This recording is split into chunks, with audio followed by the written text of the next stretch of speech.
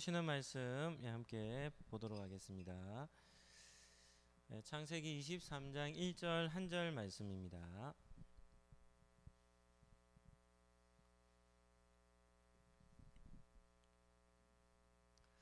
창세기 23장 1절 한 절입니다. 같이 한 목소리로 읽도록 하겠습니다.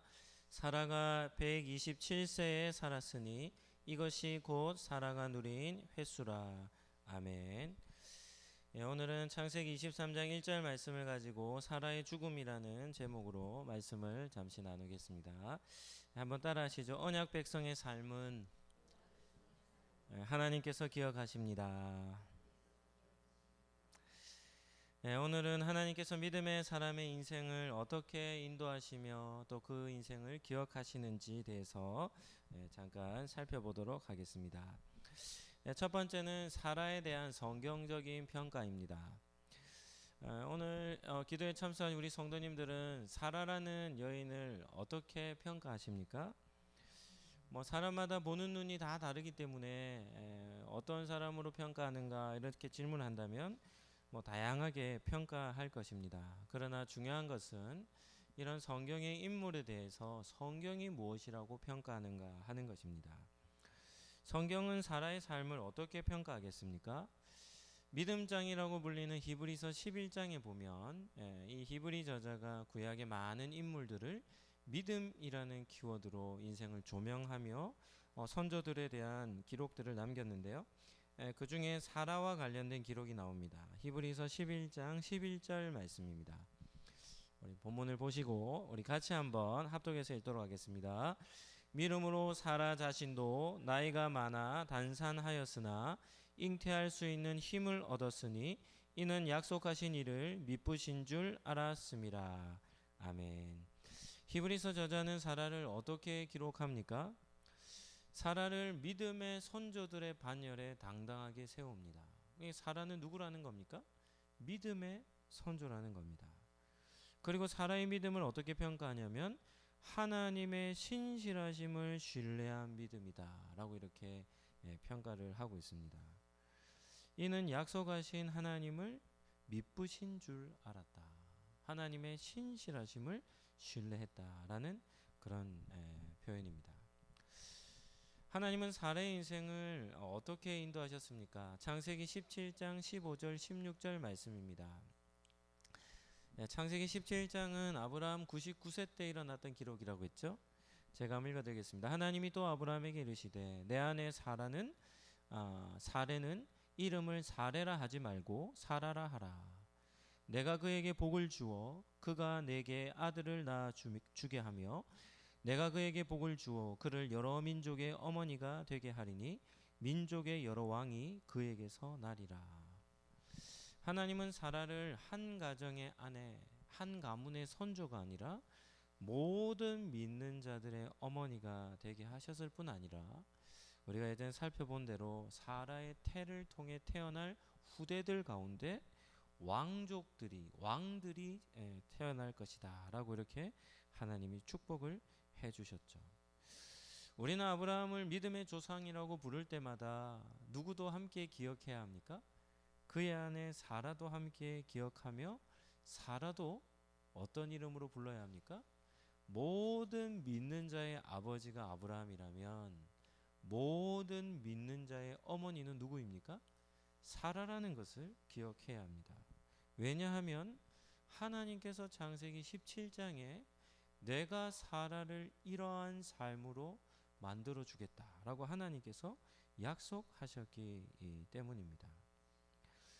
하나님께서 사라에게 허락하여 주신 이 모든 민족의 어머니라는 이 칭호는 단순히 아브라함의 아내이기 때문에 주어진 것이 아니라 하나님께서 사라에게 허락하신 칭호라는 것을 우리는 기억을 해야 하는 것이죠.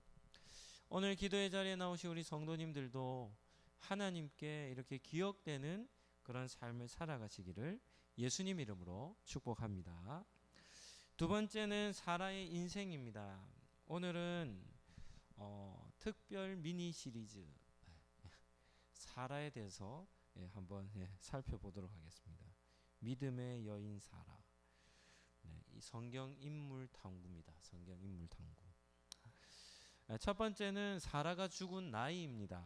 오늘 읽은 본문 다시 한번 볼까요? 사라가 127세를 살았으니 이것이 곧 사라가 누린 횟수라. 오늘 본문의 창세기 저자는 사라가 127세까지 살았다는 것을 기록하고 있습니다. 질문을 해보죠. 왜 창세기 23장 1절에는 사라가 죽은 나이가 기록되어져 있겠습니까? 독자들에게 이 저자가 무엇을 전하고자 했을까요? 구약 성경을 우리가 읽어볼 때, 신약은 좀 다르지만 구약 성경을 읽어볼 때 구약에서 인물들이 죽은 나이를 기록한 인물들이 있습니다. 있습니까? 없습니까? 있습니다. 족보에 보면 아담이 몇 세에 셋을 낳고 몇 세를 살다 930세에 죽었더라. 죽은 사람의 나이가 기록되어져 있는 경우들이 있습니다. 이런 경우는 대부분 어떤 경우일까요? 그 사람을 아주 중요하게 여기는 경우입니다. 아주 중요하게 여기는 경우. 주인공과 같은 사람들을 기록할 때 그의 인생 전체를, 인생의 마지막 지점까지도 자세하게 알려주는 것이죠. 한번 따라 하시죠. 주인공만 죽은 나이를 소개합니다. 창세기는 족보책이라고 했죠. 그리고 이 원역사죠. 근원사죠. 인류의 근원사에도 아브라함이 등장하기 직전까지도 정말 중요한 인물들에게는 그의 죽은 나이를 기록하고 있는 것입니다. 그럼에도 오늘 본문에서 사라가 127세까지 죽었다는 것은 이러한 기록보다 더 특별한 것입니다. 왜냐하면 성경은 대부분 남자들이 죽은 나이를 기록해 놓았습니다. 남자들의 죽은 나이를. 혹시 우리 성도님들 중에 성경에 여자 인물인데 그 인물의 죽은 나이를 기록해 놓은 사람이 혹시 있을까요? 한번 생각해 보시죠. 저도 설교 준비를 하면서 제가 계속 고민했는데 떠오르지 않습니다. 인류 최초의 인류였던 아담과 하와. 아담의 나이는 나오지만 하와의 나이는 나오지 않습니다. 그 다음에 의인이라 불렸던 노아. 노아의 경우는 아내 이름조차 언급되지 않습니다. 또 어떤 유명한 여자들이 있을까요? 예수님을 낳은 마리아, 보아스의 아내 룻, 민족을 구원한 에스더. 성경에 나오는 위대한 여인들이 있습니다. 믿음의 사람들입니다. 그런데 그 여인들의 죽은 나이는 기록하지 않습니다. 그런데 창세기에는 사라가 여자이었음에도 불구하고 그의 죽은 나이를 기록해 놓고 있습니다. 이것은 무엇을 뜻하는 것일까요?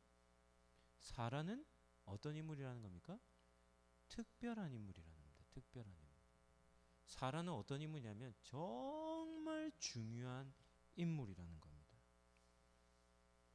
아마도 성경에 여자로서 죽은 나이를 기록해 놓은 것은 사라가 유일하지 않을까 이렇게 생각합니다. 왜냐하면 제가 정확하게 이 자료를 제가 다 찾아보지를 못했기 때문입니다. 아마도 유일하지 않을까 생각됩니다. 그만큼 사라는 어떤 인물입니까? 모든 믿는 자의 어머니라고 하는 아브라함과 똑같은 복을 받은 여인이기 때문에 그만큼 특별한 인물이라는 것을 오늘 본문을 통해서 우리는 발견할 수 있는 것이죠. 두 번째는 사라의 인생 출발점입니다. 믿음의 여정의 출발점입니다. 사라의 삶은 아브라함의 삶을 조명할 때 분명해지죠. 창세기 12장에 아브라함이 75세 때 하나님의 부르심을 받고 말씀을 따라 이제 삶의 여정, 믿음의 여정을 시작하지 않습니까? 이때 사라는 10살이 어렸으니까 65세였습니다. 마찬가지로 아브라함과 동일하게 사라 역시도 말씀을 따라 믿음의 여정을 65세에 시작한 것이죠. 세 번째는 불안정한 사라의 인생입니다. 여러분이 사라라고 생각해 본다면 사라의 인생에서 어려운 것들이 몇 가지 있었습니다. 그 중에 하나가 무엇이었겠습니까? 그 중에 하나는 나그네 인생이었던 겁니다. 나그네 인생. 남편과 함께 한 지역에 정착해서 살았던 사람이 아닙니다. 약속의 땅이라고 하는 가나안 땅에 왔지만 어떻습니까? 그 땅에는 이방 나라 소유인 땅이죠. 그러니까 그곳에서 나그네로 떠돌이 생활을 한 것입니다. 이것이 사라에게 있어서는 인생의 가장 큰 불안한 요소였을 겁니다. 이유는 무엇입니까? 자신의 삶에서 두 번이나 다른 남자의 아내가 될 뻔한 일이 있었지 않습니까? 그의 나이 65세 때 애굽에 내려갔을 때 바로의 첩이 될 뻔했습니다. 그의 나이 89세 때 그랄 왕 아비멜렉의 첩이 될 뻔했죠. 이방 나라의 나그네로 다른 지역에 들어갈 때마다 아브라함보다도 더 긴장했던 사람이 누구였겠습니까? 사라가 아니었겠습니까? 또 누군가가 남편인 아브라함의 품에서 자신을 빼앗아 간다면 어떻겠습니까? 힘없이 빼앗겨야 되는, 아브라함의 품을 떠나야 하는 그런 한 여인의 삶이 아니었겠습니까? 사라의 나이가 65세의 말씀을 따라 삶을 시작하며 25년이 지날 때까지 사라는 늘 불안한 삶을 살았던 것입니다. 네 번째는 불임녀로 살았던 인생의 여정입니다. 사라를 떠올릴 때 우리는 두 가지 특징이 있습니다. 첫 번째는 뭔가 하면 외모입니다. 외모. 사라는 어떤 여인입니까? 미스 코리아입니다. 미스 코리아. 아주 탁월한 미인이었던 것 같습니다. 왜냐하면 89세인데도 데려가니까요. 80. 야, 참 신기하지 않습니까? 사라 89세입니다. 아브라함 99세 때니까요. 89세 할머니인데도 어떡합니까? 아비멜렉이 데려가는 겁니다. 네. 훌륭한 미모를 가진 그런 여인이었죠. 이것은 뭐 성경에서 얘기하는 거니까. 네. 두 번째는 어떤 키워드가 있습니까? 불임녀라는 겁니다. 불임녀.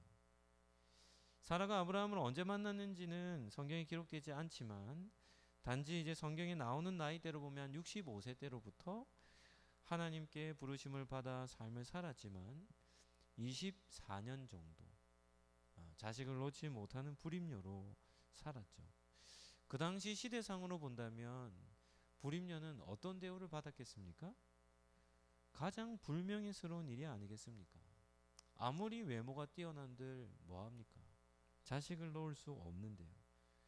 그러니까 뭐 사람 구실을 제대로 하지 못하는 여자라 이런 불명예를 안고 살았지 않겠습니까? 한 목사님은 이렇게 이 사라의 삶을 조명하더라고요. 하나님은 사라를 불임녀라는 것으로 인해 철저하게 뭐 하셨냐면 낮추셨다는 겁니다. 오랜 기간 동안 90세에 자식을 낳았으니까 89세가 되기까지 험난한 고통의 삶을 살았던 것입니다. 다섯 번째는 사라의 실수입니다. 사라가 75세가 되던 때에 더 이상 참지 못해서 기다리지 못했습니다. 인내의 한계점이 다다른 거죠. 자기 몸이 점점 더 약해지니까 어떻게 되냐면 불안감 속에 살지 않았겠습니까? 뭐 성경에는 아브라함이 장막 속에서 크게 번뇌하고 고민하며 힘들어하는 모습들은 성경에 나오는데 사라의 이런 범미는 나오지 않는 게 좀 아쉽습니다. 아마 사라가 한 75세가 되었을 때 인간적인 한계를 딱 경험한 것 같습니다. 이제 도저히 더 이상 못 기다리겠다. 그래서 한 가지 결정을 하는데 어떤 결정을 합니까? 자신의 종인 하갈을 남편에게 첩으로 준 것이죠. 그래서 그를 통해서 이스마엘이라는 아들을 얻었습니다. 하지만 이것도 사라에게는 여전히 큰 고통과 아픔이었습니다. 종이었던 하갈이 임신하자 주인인 자신을 어떻게 합니까? 멸시합니다. 사라가 눈이 뒤집힐 일이 일어난 거죠. 불임녀로 사는 것도 불명예스러운데 자기의 종인 노예가 자기를 멸시하고 무시한다. 사라가 눈이 뒤집혀 버립니다. 그리고 어떻게 합니까? 하갈을 집에서 내쫓아 버리는 것이죠. 그러니까 얼마나 큰 상처가 되겠습니까? 종에게까지 멸시당하는 수모를 겪어야 했던 것이죠. 또 이삭을 낳고 나서도 우리가 살펴보았듯이 이스마엘에게 종의 아들이지 않습니까? 서자지 않습니까? 장자긴 해도 이스마엘에게 이삭이 조롱과 희롱을 당하는 일도 겪어야 했던 것이죠. 자신의 한 번의 실수로 약 한 20년이 넘는 기간 동안 사라는 어려움을 당했던 것입니다. 여섯 번째는 90세에 이삭을 출생한 것입니다. 성경에 보면 성경에는 이런 비슷한 이미지들이 있습니다. 이 상징하는 바들이 있는데요. 이런 공통된 이미지가 있습니다. 어떤 이미지인가 하면 노년의 여인의 품에 신생아 아기가 품에 안겨있는 이미지입니다. 90세 된 사라의 품에 누가 안겨 있습니까? 이삭이 안겨 있는 겁니다. 이삭이. 룻기에 보면 나옴이라고 하는 한 노인이에요. 이 노인의 품에 누가 안겨 있습니까? 오벳이라고 하는 한 아기가 안겨 있습니다. 신약에도 엘리사벳이 있죠. 엘리사벳도 나이가 많은 여인이었는데 그의 품에 세례요한이라는 인물이 안겨 있습니다. 그런데 이렇게 나이가 많은 여인의 품에 안겨 있는 아이들 있죠. 이런 아이들은 어떤 인물들일까요? 하나님의 스페셜 선물입니다. 특별한 자식들입니다. 그냥 자식들이 아닙니다. 아주 특별한 자식들입니다. 인생의 거의 끝나는 노년 때에 하나님께서 주신 특별한 자녀들이죠. 하나님의 은혜가 아니고서는 얻을 수 없는 그런 자식들이고, 또 그런 자녀들이, 아들들이 자라나서 하나님 앞에 귀하게 쓰임받는 그런 삶을 산 것입니다. 89세 때 사라는 하나님이 장막에 오셔서 약속하지 않습니까? 내년 이맘때에 사라가 너에게 아들을 낳아줄 것이다. 아브라함도 그러고 사라도 그러고 모두 다 헛웃음을 지었댔죠. 이 헛웃음은 쓴 웃음이라 했습니다. 쓴 웃음. 웃는 게 아닌 겁니다. 허탈한 웃음이죠. 89세 된 저에게서 무슨 소망이 있습니까? 그런데 하나님께서 그러한 죽은 몸에서도 생명의 태를 여셔서 그에게 이삭을 안겨주시는데, 성경에도 본문은 나와 있습니다. 그러나 우리가 이렇게 이미지로, 영상으로 본다면 이삭을 품에 안고 있는 사라의 얼굴 표정 어떠할까요? 이 세상에서 누릴 수 있는 가장 큰 기쁨, 가장 행복한 표정, 그런 표정으로 이삭을 안고 있지 않았겠습니까? 자식을 출생하는 과정으로 본다면 아브라함이 더 리얼하게 경험했을까요? 사라가 더 리얼하게 경험했겠습니까? 사라가 훨씬 더 리얼하게 경험했지 않겠습니까? 아브라함은 100세 때 사라를 통해 아들을 얻었습니다. 그런데 아들을 임신하고 낳은 대상은 누구입니까? 사라이죠. 나이가 많아 어떻게 보면 이렇게 출산할 수 있는 힘도 없었지 않겠습니까? 그럼에도 하나님께서 생명을 허락하시고 출생하는 모든 과정을 사라는 생생하게 경험한 것입니다. 그리고 평생 소원이었던 그 소원을 90세가 되었을 때에 하나님께서 이루어 주신 것이죠. 마지막 일곱 번째입니다. 사라의 인생에서 한 가지 아쉬운 것이 있는데, 일곱 번째는 뭔가 하면 사라는 후대를 보지 못하고 죽었습니다. 이것이 사라의 인생에서 안타까운 점입니다. 사라는 생전에 이삭 외에는 다른 후대를 보지 못했습니다. 사라가 죽은 이후에 아브라함이 이제 이삭의 아내 며느리를 찾거든요. 그러니까 사라가 죽었을 때는 이삭이 아직 결혼하기 전이었기 때문에 이삭 하나밖에는 보지 못한 것이죠. 참 아쉽습니다. 하나님이 아브라함을 부르시며 어떻게 말씀하셨습니까? 내가 너로 큰 민족을 이루어 줄 것이다 라고 약속을 하셨지만 사라는 그의 일생 동안 그러한 것을 보지 못하고 죽음을 맞이한 것이죠. 사라의 인생에 있어서 한 7가지 정도 주제로 한번 정리해 보았고요. 마지막 세 번째는 믿음의 어미로서의 사라의 인생입니다. 한 2가지 정도로만 정리를 할까 합니다. 믿음의 어머니 사라의 삶을 우리는 어떻게 좀 조명해 볼 수 있을까? 첫 번째입니다. 한번 따라 하시죠. 인생의 시련은 누구나에게 있습니다. 사라는 아무런 고통도 고난도 어려움도 없이 그냥 평안한 행복한 삶을 산 사람이 아니었습니다. 그의 이름이 사레라고 했죠. 사레. 뭐 예쁜 공주 뭐 이런 이름이거든요. 그런데 이름과는 전혀 다른 삶을 살았습니다. 사라의 인생은 그리 만만하지 않았습니다. 나그네라는 불안정한 환경 속에서 평생을 어려움을 겪었고 90세 동안 불임이라는 여인으로서의 정말 견디기 힘든 고통스러운 인생의 짐을 지고 살았고 다른 남자의 아내가 될 뻔도 2번이나 있었고 자기의 종에게까지도 멸시당하는 수모를 겪었던 것이죠. 누구보다도 큰 시련을 겪었다라고 볼 수 있습니다. 오늘 기도에 나오신 우리 여성도님들에게 한번 물어보죠. 사라가 겪었던 고난보다 더 큰 어려움을 겪은 분 계십니까?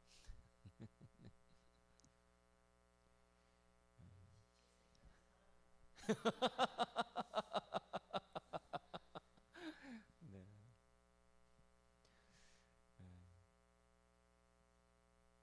남편이 자기를 보호해주지 못하는 어려움도 겪고 여자로서의 감당할 수 없었던 그런 큰 아픔들을 아주 오랜 기간 견디며 살았던 것이죠. 그래서 믿음의 어머니라고 불리는 사라도 이러한 많은 어려움을 겪으며 삶을 살았다고 한다면 우리의 삶을 되돌아볼 때에도 우리도 얼마든지 감사하며 삶을 살아갈 수 있지 않겠습니까? 인생의 시련, 사라가 겪었던 그런 시련들을 바라보며 믿음의 어머니에게도 이런 많은 어려움이 있다면 우리가 이 땅을 살아가는 삶의 여정도 그와 같은 일은 당연한 것이다 라고 우리는 여길 필요가 있는 것입니다. 2번째입니다. 한번 따라 하시죠. 시련이 믿음을 강하게 만듭니다. 평안한 삶에는 믿음의 성장이 일어날 수 없습니다. 뭐 대표적인 인물들을 비교하잖아요. 다윗과 솔로몬을 비교합니다. 많은 분들이 비교하죠. 다윗은 어떤 삶을 살았습니까? 다윗은 피말리는 삶을 살았습니다. 골리앗을 쓰러뜨린 이후로부터 다윗은 왕이 되기까지 어떤 삶을 살았냐면 목숨 건 도망자의 삶을 삽니다. 왕이 자기를 죽이려고 해요. 어떻게 살아갈 수 있겠습니까? 그런데 솔로몬은 어떤가 하면 솔로몬은 그냥 어려움 없이 산 인물입니다. 모든 것이 충족된 상태에서 산 인물이죠. 전도서에 보면 솔로몬이 자기의 삶을 이렇게 얘기합니다. 나는 세상의 즐거움 다 누려봤다는 겁니다. 세상에 존재하는 모든 즐거움을 다 누려보았다는 겁니다. 세상에서 할 수 있는 것 전부 다 해보았다는 겁니다.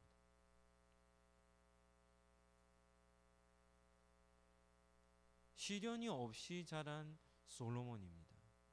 그래서 솔로몬은 정말 아이러니한 인물이죠. 하나님께 전무후무한 지혜를 받았거든요.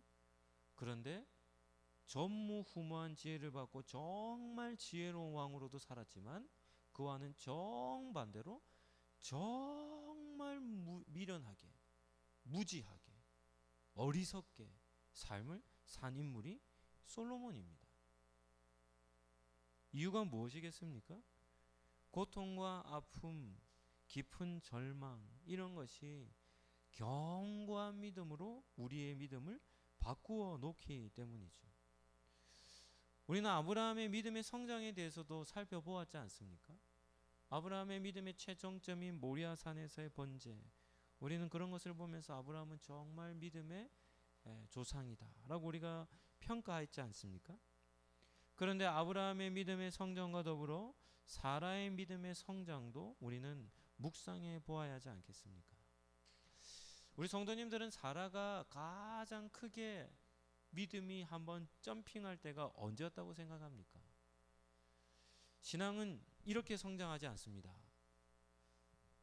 신앙 성장은 이렇게 조금씩 사람이 키가 자라듯이 몸이 자라듯이 믿음은 이렇게 자라지 않습니다.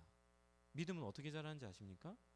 믿음은 이렇게 가다가 이렇게 자랍니다. 이렇게. 믿음은 이거 대각선으로 자라는 것이 아니라 믿음은 가다가 수직 점프합니다. 그리고 또 가다가 어떻게 갈까요? 수직 점프합니다. 어떤 특별한 사건과 기점을 통해 어떻게 되냐면 믿음이 위로 쭉 자라는 겁니다. 이런 관점에서 본다면 사라의 믿음이 한번 크게 점핑할 때가 언제였겠습니까? 이삭을 출생할 때가 아니었겠습니까? 창세기 21장 6절 7절 말씀 한번 보시죠. 이삭이 출생하고 난 이후에 사라가 하나님께 올려드렸던 고백입니다. 한번 보시죠. 사라가 말합니다. 하나님이 나를 웃게 하시니 듣는 자가 다 나와 함께 웃으리로다. 또 말합니다. 사라가 자식들을 젖먹이겠다고 누가 아브라함에게 말하였으리오마는 아브라함의 노경에 내가 아들을 낳았도다. 하나님께서 자신을 웃게 만드시는 그 놀라운 기적을 경험한 이후에 사라는 이삭을 품에 안고 큰 소리로 하나님이 나와 모든 사람을 웃게 해주십니다. 큰 기쁨을 주셨노라고 고백을 하고 있는 것이죠. 이러한 일은 누구만이 행하실 수 있습니까? 전능하신 하나님입니다. 창세기 17장 1절에 나오는 나는 전능한 하나님이라 라고 하는 하나님의 전능하심이 사라의 몸에서 어떻게 되는 겁니까? 그 역사가 일어난 것이죠. 가장 복된 삶은 역경과 고난이 없는 삶이 아닙니다. 그런 고난과 역경을 하나님을 의지함으로 주님께서 베풀어 주신 은혜로 극복해내며 평생을 살아가는 것이 진짜 큰 복이죠. 구약에 능통했던 히브리 저자가 사라에 대해서 평가했던 본문 우리 히브리서 11장 11절 우리 한 번 더 읽어보도록 하죠. 히브리서 11장 11절 같이 한번 읽어봅시다. 믿음으로 사라 자신도 나이가 많아 단산하였으나 잉태할 수 있는 힘을 얻었으니 이는 약속하신 이를 미쁘신 줄 알았음이라. 사라는 어떤 하나님을 믿었다고요? 미쁘신 하나님, 신실하신 하나님을 믿고 평생을 살아갔던 것입니다. 오늘 기도에 참석하신 우리 성도님들, 여러분의 삶의 상황은 어떻습니까? 웃을 수 없는 상황, 그리고 그 웃을 수 없는 상황이 나만이 아니라 주변 모든 사람들이 우리의 삶을, 나의 삶을 보며 너는 절대로 웃을 수 없는 그런 삶을 살고 있다라고 이렇게 평가를 받고 있지는 않습니까? 사라도 그래 했죠. 사라도 그와 같았습니다. 어느 누가 내가 자식들을 젖먹이겠다고, 어느 누가 아브라함에게 아들이 있겠다고 말한 사람이 어디 있느냐. 이것은 자기만이 얘기하는 것이 아니라 모든 주변 사람들이 그렇게 얘기했던 것이죠.